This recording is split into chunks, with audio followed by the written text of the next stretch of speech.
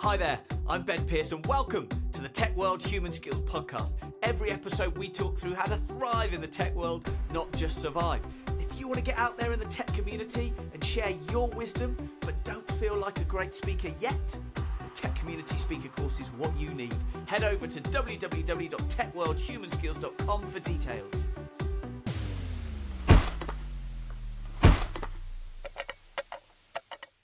Hey everyone, and welcome to the Tech World Human Skills Podcast. Today, we're talking about how to thrive in the cut and thrust of the corporate world. Now, there's some common challenges that many people face as they navigate life at a big company, and that's what we're talking about today. So, to share his 5 top tips and help us with the conversation, we have a guest who's worked with some of the most successful corporates. He's currently a cloud engineering leader at Oracle. Please welcome to the show, Dan Westley. Hi everyone, Dan. So as Ben has just said, I've worked in the big corporates, and as we go through the conversation, you'll learn who they are. I currently work at Oracle, looking after around 18 esteemed professionals in the cloud space, so we cover all aspects of what Oracle do in the cloud. So great to be here, Ben, today, and look forward to this conversation of how to share my wisdom, I guess, of the things I've learned along my coming up to 20 years working in the largest corporations. Well, it is lovely to have you with us. Now, we've got quite an international audience to this podcast. So the first thing I'm going to address, I hope you don't mind, is some people might be trying to place your accent. And so to place your accent in modern cinematic and televisual type, Peaky Blinders is basically where you're from, isn't it? You've got it in one. So a lot of people say I'm from Birmingham, which is not the one near Alabama. It's the one in central England, but actually I'm from where the Peaky Blinders is called the Black Country, right? So yeah, around the Dudley kind of area. So if you've seen Peaky Blinders, I'm the authentic accent version of that, not the kind of model the Hollywood version. Correct, yeah. Brilliant. And we've known each other a long time, haven't we, Dan? We've worked together. And so what we're going to talk about is, I think both of us have experienced from ourselves, from seeing others, the cut and thrust of corporate life, the reality of people that survive in corporate life, the reality of people that thrive in corporate life, and the reality of people that struggle in corporate life. And we've got some battle scars and wounds, and that's what we're going to be talking about today. Absolutely. And the point I'd make before we kick off, right, is corporate life, as you said, isn't for everybody. And if I'm honest, I probably could have taken a different career, set up a business in support, and probably earned, probably a lot more money than what I have today. However, to be brutally honest with you, I've had some amazing experiences, amazing memories, amazing friends, which Ben's one of them. That I look back and I'll have the memories from those times forever. And unless you've been fortunate to set up, a unicorn organisation that has the pockets and the budgets these corporations have, I would have never had the experiences I've had. So I look back very fondly at my time in corporate life. I do. I think about the projects I worked on. Unless you're in these really big corporates or very lucky, you don't get to work with some of the brands, and some of the projects at some of the big. No. So some of the projects I worked on, some of the places I travelled to, some of the people I met, some of the great fun things that I did. I had a great time. And I've stepped out into it now, into a small business, which is very different, and you're still thriving in that kind of world. But I guess what people are, and what we're going to talk about today is how to thrive, because, like I say, and I've used this term a couple of times, there's a bit of cut and thrust. There is a little bit of survival. There is a little bit of, there are things that you can do to make your corporate life more successful. And to make the best of the situation we're in. So that's what we're going to be talking about today. Now, we were talking about this, and you've kind of boiled down some of your wisdom into 5 top tips that we're going to go through in this podcast. Yeah. Should we reveal the first one? Should we start with the first one and we'll go through them in order? So, what's your Let's first do top it. tip for thriving in the corporate world? So number one is you have to explore it, right? I always look at the corporation, it's like a small village. As an example, these organizations can have 100,000 people working at them. Yeah. That's like a small village. So when I first look at a corporation, think of it as a place to explore, right? So that's my first tip. And I'll happily elaborate, Ben, if you want me to, of what that means. Yeah. Yeah. No. Do. Yeah. So essentially, I started my corporate life in Microsoft as an intern, actually. So, I did the hard yards as a fresh-faced boy in my placement year at university. And, when I joined Microsoft, I felt a very small fish in a huge pond. It really was. And I guess what I learned very quickly is, don't spend your life, especially as an intern when you start, cocooned in the organization where you are right now. That is your chance to go and explore. And the first thing I would say is you have the opportunity to shadow as many different parts of that organization as possible.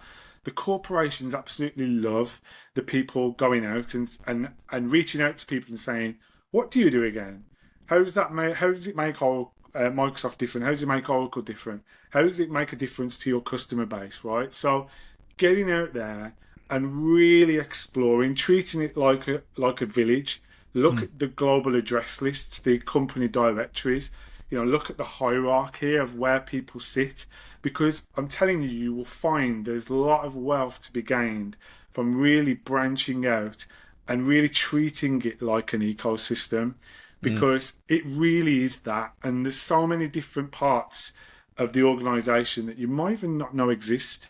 And I think for me, what it really boils down to is what would be your next step. And maybe there's things you probably don't even know that realise as part of that org. So it's a real big thing of looking at it like an ecosystem and treating it that way. Yeah. And there's that age-old phrase, isn't there? You don't know what you don't know.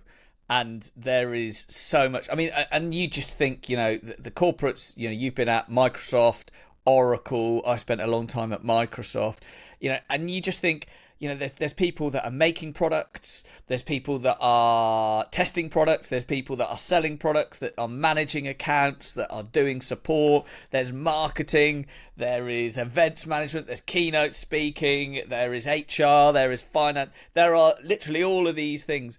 And that's just in a business. And if you're then in a corporate, suddenly, like, you think about Microsoft with its game studios, and suddenly there's this whole other world to explore. If you're in a diversified corporate, there are so many interesting little nooks and crannies of jobs that you might love. I always so used exploring. to get pretty envious of the people that used to work in the Xbox division, right? It was always one of those really super cool organisations, wasn't it, Ben, where, all the trendy kind of stuff was happening on the consumer front of the organisation that, I worked very much on the enterprise side, but, I remember people, and you'll know these people as well, that were working in technical support one day and then worked in Xbox the next, What a cool transition, right, as a career. But unless you go and find out what it's all about, and Oracle has got even, more tentacles, as I call it, where, we've got, we run Micros terminals in hotels. So we have a whole hospitality division, which I didn't even realise existed when I joined Oracle. And I thought, well, God, and now when I see those Micros terminals everywhere, I'm like, it's an Oracle thing, but not many people realise they have them. So that's the whole point about, my first point is explore it, think yourself as a Cook or a Christopher Columbus, treat it like that and go exploring. It's really important. Brilliant. So take advantage of your corporate, explore it and find out what you don't know. What's the second tip, Dan?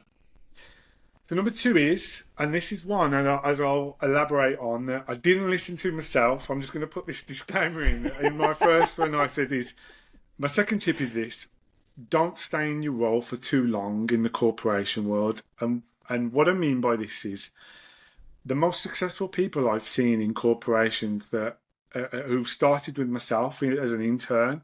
I know one guy who's the chief of staff of Microsoft UK as an example. he spent a lot of time doing a role for 2, 3 years and then moving on and then doing something else and then doing something else. And the reason why you do that is for a few things. So, first of all, it's all about building your transferable skills, right? So, every role that you take will have a slightly different skill set that you build as part of your kind of armory, and it makes you a much more rounded person. And I think when I look at myself, because I was fortunate to become back at Microsoft as a graduate, right? So I got a role as a technical account manager. So I came from support into the more business side of kind of technical account management. And, speaking from experience, I stayed in that role for nearly 10 years, my entire, Microsoft tenure. And I was very successful in that role. I really was. I had 3 promotions in that time, as Ben has attested to. It's quite difficult in these organisations to justify the promotion. Lots of competition as well in these organisations because they get the finest talent. Let's not make any mistake. The big corporations get the finest talent on the market. But I guess what happened to me is this. I unfortunately had a child, came along around 5 years into that tenure, and as you all know, if you've been a parent, you realise the time you no longer have when your first child comes along. And it really kind of made me be a bit hesitant to changing things in my career at the point my personal life was changing. And I guess what really happened in that was, I'd say around the 7th year now, I started to feel a bit stale. And this was very early on in my career. So, I was late 20s at this point, and I started to feel a bit stale. I almost felt the job, I wouldn't say was easy, but it wasn't challenging me anymore. And I think what happens is, if you do that, is it starts to kind of drain your self-esteem a little bit about what you're capable of doing. And I often looked at new roles when I was in that mindset as, I can't do that. I don't have that skill. Whereas if I'd have been a bit more disciplined about moving things around, then I would have built and I'll say this as well, when you go for an interview for a role and you do well in the interview and things like that, it's a massive self-esteem boost. So having regularly practicing that skill, and staying within the corporation, I think is a really important thing, especially early on in your career, to really keep that self-esteem, tank being filled up all the time. And, I think it's super important. And, I as I said before, there was one person I know who went from support to Xbox. My old manager that hired me into Microsoft, she went from service delivery into HR, which is a completely different skill set, right? In terms of, you're working with people, but you're working with a lot of policy and people and recruitment and things like that. So, and that is a super important aspect of trying to just keep you as a more rounded individual and moving on to the next step. And I think if I had to give a couple of ideas of really how to go about that, Ben, is first of all, your career development is your own. And this is a conversation I have with all my people right as a leader now. I don't own your career development as your leader. It's for you to own. And a few mistakes I made, right, going through when I was a bit early on in my career about career development was, I used to have they always used to mandate a career development plan inside Microsoft, a CDP, as they love a 3-letter acronym in these big corporations, and a CDP, career development plan. I used to go into war and peace. I was changing the world. I was doing 6 certifications. I was shadowing 3 people, and and if I'm honest, I probably didn't even do one of those things, because as the time goes on and you're working with customers, you realise those career things always fall down the pecking order. And when you've got so many of them, it's just this, vast sea of actions that you generally don't ever get done. And I guess what I've said to my people is this, right?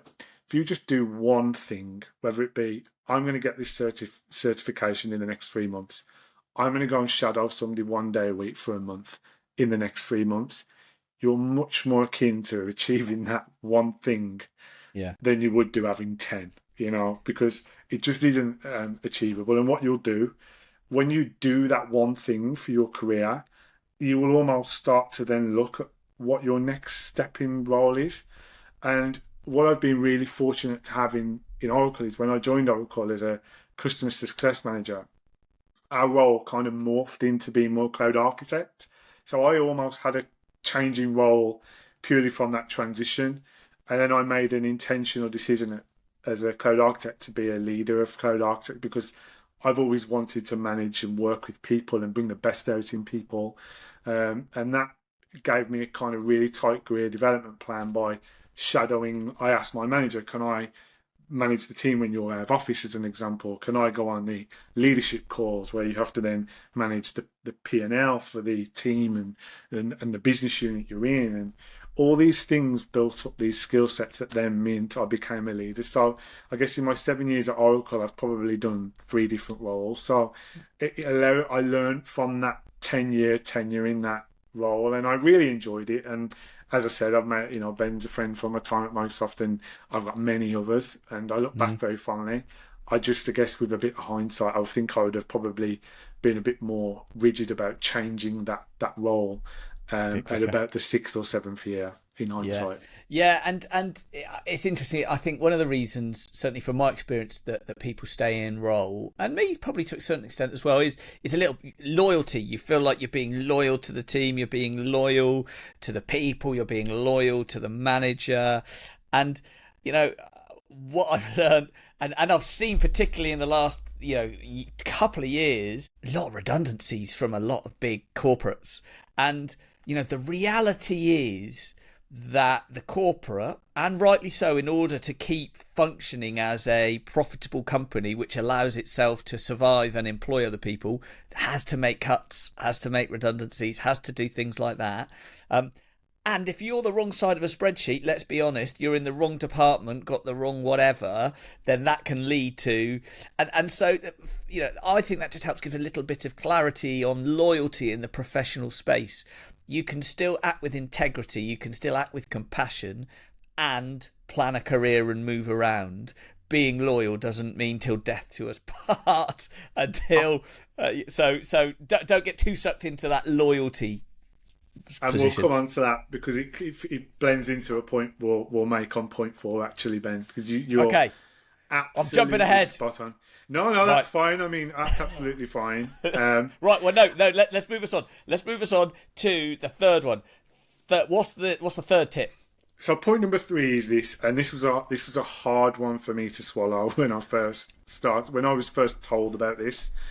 Is you really have to manage your sponsors and your stakeholders, right? And what I mean by that is you have to kind of manage your manager and manage the people that you care about to make you more successful in your role. So what do I mean by this? So there's a personal brand thing, and I know Ben's already covered about personal brand and what that means. We've had a couple episodes. I think we had one with Ashley McGlone, and we had one with Scott Hanselman also sort of talking about this. So yeah, it's a couple things entirely focused on personal brand worth talking. Absolutely, and all those things I completely agree with. You have to have values which you radiate in the world, etc. But I'm just going to boil it down to this, right? I remember a while ago where I was doing really well, actually. All my KPIs and things like that, were doing really awesomely well.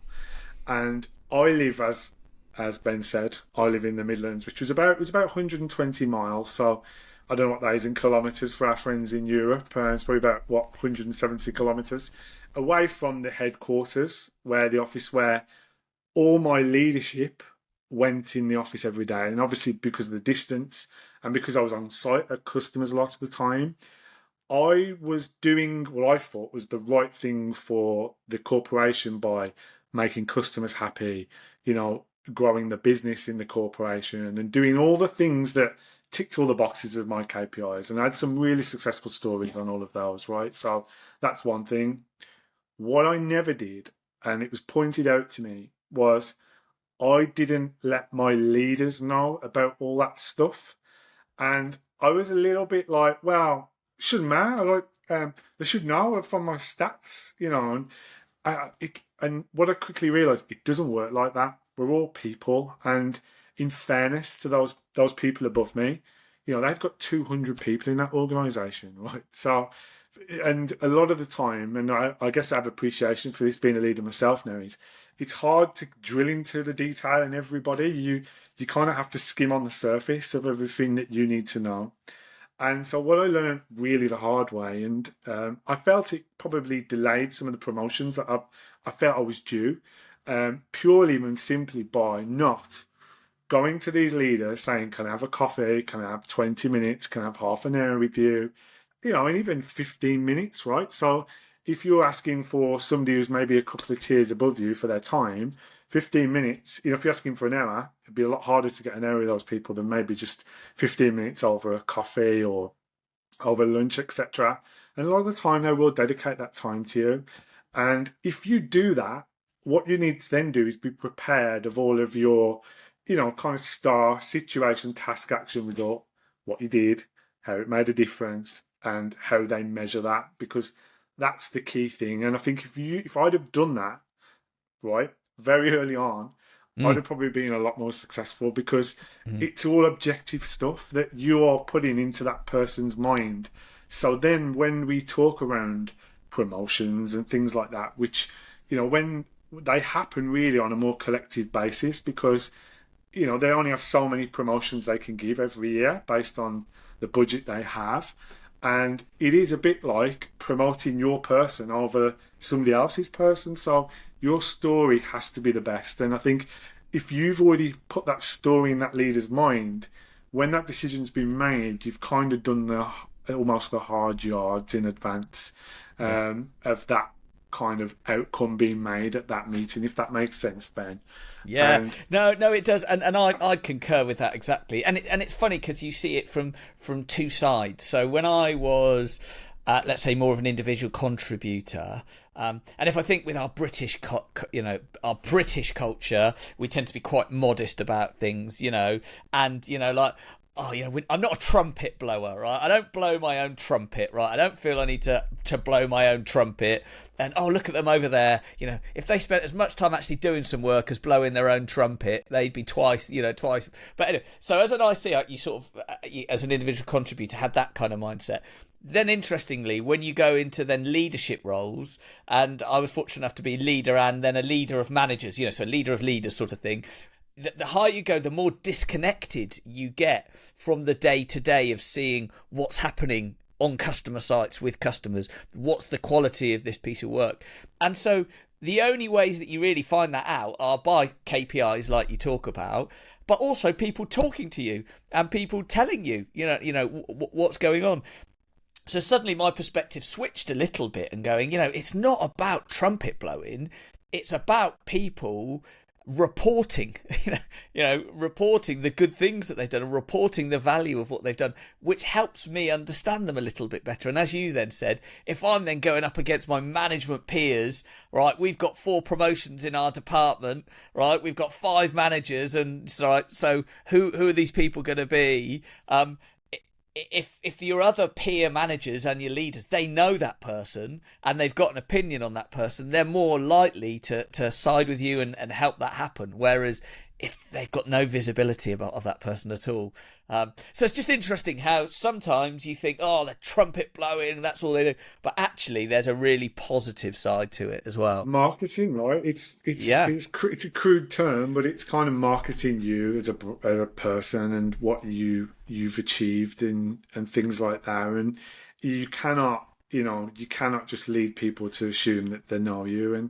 And just kind of my last point on this is, what I've really valued from probably in the last 7 years are career mentors. And what I've really benefited from is having a career mentor that doesn't always they do the same role as you, but they don't sit in the same business unit as you. So my career mentor at the moment is the leader of the Middle East and Africa organisation that does the same role as I do. But, he gives me a really kind of interesting perspective on some of the things and challenges I've had, and then how to frame them again to my kind of seniors back in my org. So I'm not then communicating things which I guess might trip me up or might make me look a bit stupid to the people that I care about, but it's a safe space for me outside. And again, going back to the explore the corporation, it being like a small village, we have the benefit of a lot of the time we do have global presence, so you can find people outside, and it's a really important thing I give to my people. Actually, like I gave one of my guys somebody in Germany, somebody elsewhere, because it benefits the team because you get a much more rounded perspective. But I think as you as a person, it allows you to have these conversations about how you manage your sponsors and stakeholders without not necessarily them knowing about that conversation, if that makes sense. Yeah. Time is moving on, Dan. Let's catch. So Yeah. we've done. Tip 1 was explore the corporate. Tip 2 was don't stay in role too long. Tip 3, manage your sponsors and your stakeholders. Tip 4. Tip 4, and we did brush on it slightly, and this is a bit of a controversial one that does raise a few eyebrows when I'd say this to my people. It's as simple as business is not your friend, right? And it's not a very nice term if you look at it as it is. But actually what I want to drill down to is really key points of what I mean by this. As Ben said, the business has to thrive, right? It has to change, it has to evolve, it has to sometimes cut business units out to move on to the next step. And I think in mind, you sometimes do have to be a bit selfish, because these organisations are generally not built on loyalty. They're just not, because you are ultimately a way of them being a more successful business. And if unfortunately your business unit is not doing that, then ultimately the challenge you have is you could come under scrutiny, or your organisation could. Now, I will give you this really key piece of advice that a manager gave me a long time ago. He said to me, realise what the core mission of the company you work for is, right? And at that point, it was Microsoft. He said, 2 things. You either write the software and you sell the software. You could look at every other role as being expendable. And it's a very simple statement, but it did make me think, actually, well, support could be outsourced. Marketing could be outsourced. Can you outsource your selling function? Not really. Could you outsource the development function? You could probably acquire organisations, but it really, really helped me actually understand that, if I really do want to stick around and evolve and really kind of grow my career in an organisation, stick to its core mission, because those are the roles that will be there and will survive any change. And as a leader, when I put this back to my people, I always say to them, look, my job as a leader is to make you happy and build a career development plan for you in this organisation. And that might be outside of my team as today. And that's okay, right? But if you're not happy and you have an opportunity come sorry, my catch up, come on. If you have an opportunity come about that's outside of the organisation, don't feel there's a loyalty. You sometimes have to take that opportunity. And that's what I did when I joined Oracle, right? It was an opportunity that came around. It was quite hard to resist, and I took the opportunity. And it was it has to be honest, it has to be one of the best decisions I ever made. But I could have stayed loyal, thinking I'm doing a loyal thing by sticking around for another 10 years at Microsoft, and then suffering from my second point about staying in the same role for too long. So, focus on you, because that's all that really matters, right? Yeah, and like I'd said sort of before, you can still operate with integrity, you can still operate professionally, you can still make great friends, but when there's a great opportunity, you're able to say, okay, this is a good thing to do, and I'm happy to. I mean, companies can't be loyal to people. Only people can be loyal to people, right? Exactly. And as we've seen in the last couple of years, particularly, with redundancies, when it's tough, the company will make the right decision for the company, not the right decision for you as an individual. It's so true, and like I said before, take any opportunities you can outside your current role, whether that be an extracurricular project. We do a lot of things with the World Breed project in Oracle, as an example, and some of my team are working on that. It's quite like a mission rather than an outside project, but those things ultimately allow you to build more of a rounded career. So that's my point four. And the other thing is that, and having been a corporate for 20 years, and felt it and seen it, the longer you're at a place, the more it can become part of your identity. So that therefore, if something bad is to go, your identity's wrapped up in it. But that's absurd if you think about it, right? That my identity as a person is wrapped up in this organisational thing that would get rid of me as soon as they needed to, right? That's not a two-way thing. So business is not your friend. It is a professional relationship that both people benefit from. Exactly. It's a good one. Really, and I've seen good people, as you probably have been, unfortunately fought due to be caught and things like that, and they've moved on, right, and done really well for themselves and embraced the change that comes with it. But you have to think about what yourself and where you're going first before you think about, well, this company's been loyal to me, so I feel like I've been loyal to it. 'Cause it doesn't work that way. Last tip number 5. Last tip, number 5, and this is a really important one, and we'll come on to it. So your health is what matters most, right? And what I mean by this is I always think life in corporation is a bit like a roller coaster. You have peaks and troughs. We have some good years in sales, we have some bad years in sales, but actually it's the resilience you have and how you set up your life to deal with those peaks and troughs, I think, is how it really makes a difference and how to survive in this organisation.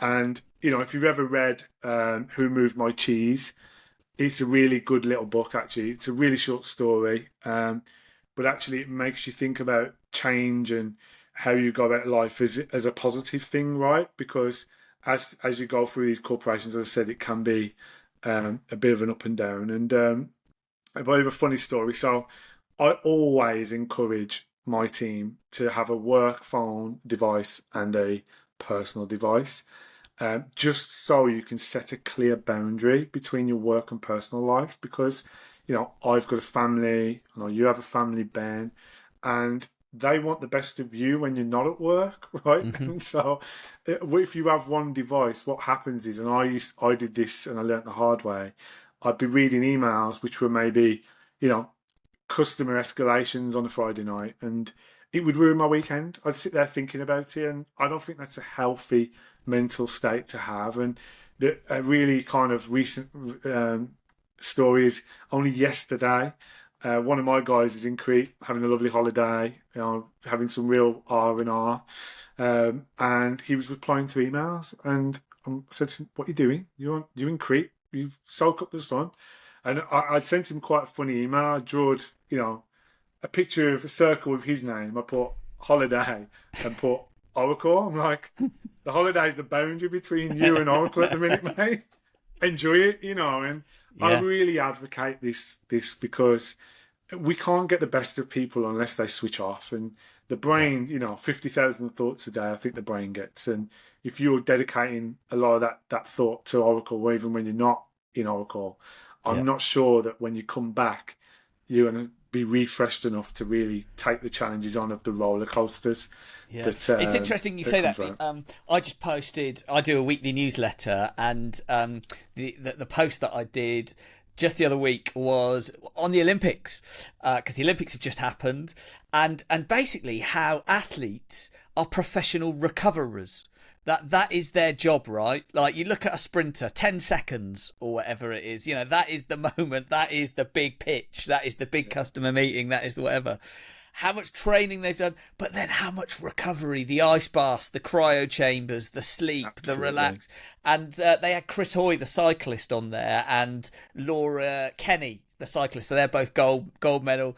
And it was brilliant. They were like, their thing was, let me just remember, is it, why stand when you can sit, and why sit when you can lie down? Because they're both cyclists and use their legs all the time. They're like, every opportunity they would be resting their legs. They'd be like professional recoverers to that point where they'd be led down at every opportunity that they could get. And I just think that's something that we should do more in the corporate world, is to think, right, I need to perform at my peak. And to perform at my peak, I need to recover at my peak. That might be a holiday in Crete. That might be getting 8 hours of sleep. That might be a spa day. Whatever it is, that way to recover and regroup and build your resilience.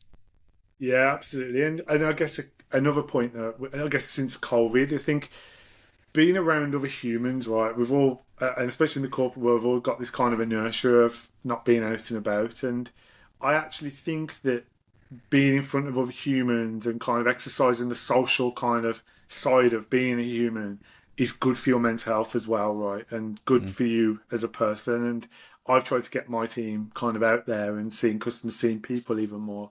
So I do think that's important as well. And I always say as well, right, if you're not happy, like, what are you going to do about it? Because ultimately it's in your control to make changes for your health going forward. And I guess just to round this off, Ben, and I guess it's an important point, right? Not to be too kind of spiritual, is if it does get too much, right, the corporations, and Oracle has it, have an absolute wealth of kind of mental health support today. And, it's there to help you, even if, you're getting a bit too much from oh God, my day to day has been way too much, or there's a combination of things. And, disclosure, I've used it in the past, and I have no shame saying that. And it got me through times when it was tough, man. But what I realised is when I did get through that time and had another peak, it made it all worthwhile. But you kind of have to think about your health and don't let it degrade to the point where,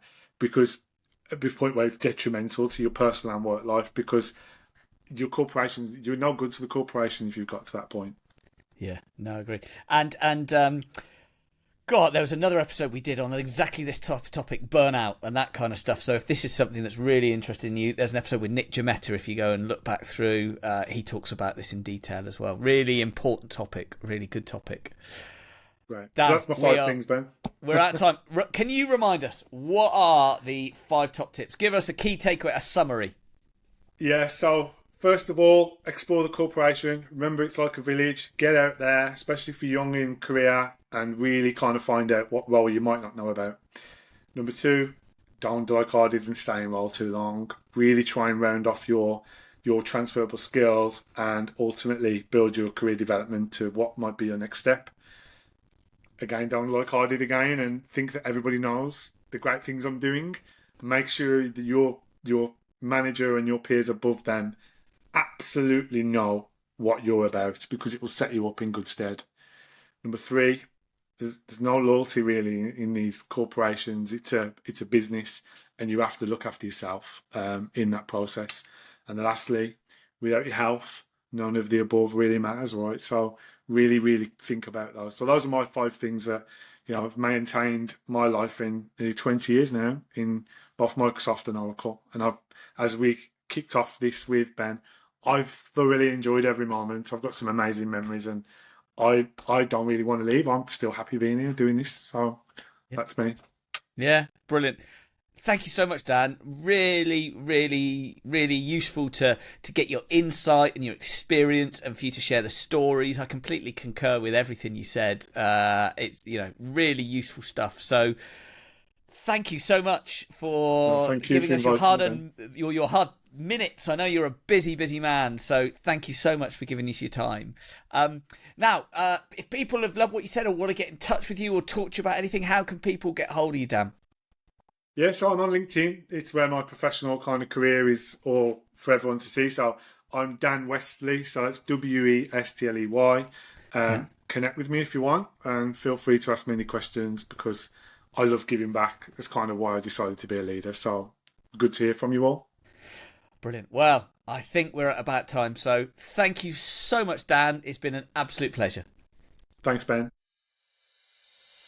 Well, there we go. Thanks for listening. Remember, if the podcast is not enough for you and you want weekly tips delivered straight to your inbox, sign up for the Elevated You newsletter. Head over to www.techworldhumanskills.com to sign up.